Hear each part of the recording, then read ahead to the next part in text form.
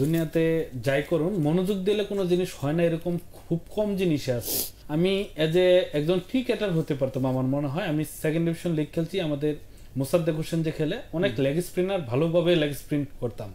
এমনকি আমি 4 ওভারে 3 রান দিয়ে 5 উইকেটে সর্বোচ্চ, বাট ধরে রাখতে পারিনি।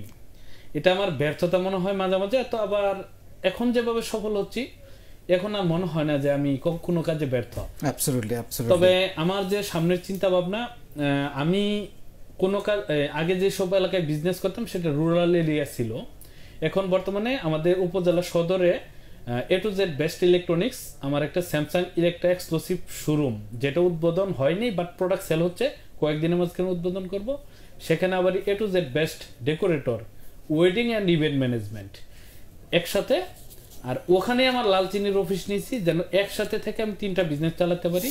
আর লালচিনির যে চিন্তা ভাবনাটা করছি, আমি বিভিন্ন প্রতিষ্ঠানের সাথে অ্যাড হচ্ছি যারা আমার প্রোডাক্টকে এত হিউজ পরিমাণে চালাচ্ছে। যেমন ওষুধ কোম্পানির সাথে অ্যাড হচ্ছি, 3টা ওষুধ কোম্পানি আমার প্রোডাক্ট নিচ্ছে।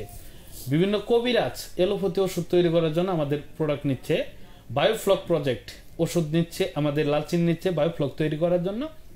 পাশাপাশি মানে আপনি এটাকে সারা বাংলাদেশে 64 ডিস্ট্রিক্টে ছড়াবো। আর মেইনলি মন্ডল লালচিনি, মন্ডল আমি নিজে, আমার নাম আব্দুর রউফ মন্ডল। মন্ডল একটা ব্র্যান্ড, বাংলাদেশ না বাংলাদেশের বাইরে মন্ডল নামে আমার এলাকাকে চিনবে। আর আমি লালচিনিকে আমার মন্ডলের লালচিনি বলি না কখনোই।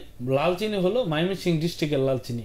সবাই যেন ময়মনসিংহকে লালচিনি শহর বলে। আমি আপনাকে বিশেষভাবে ধন্যবাদ জানাতে চাই। আপনি আপনার জেলার একটা প্রোডাক্টকে সারা বাংলাদেশে, সারা পৃথিবীতে ছড়িয়ে দিয়েছেন। আমি আশা করব এই কাজটা আমরা প্রত্যেক জেলার যারা আছি তারা এইটা দিয়ে কিন্তু একটা বিজনেস আইডিয়া, একটা বিজনেস মডেল হতে পারে।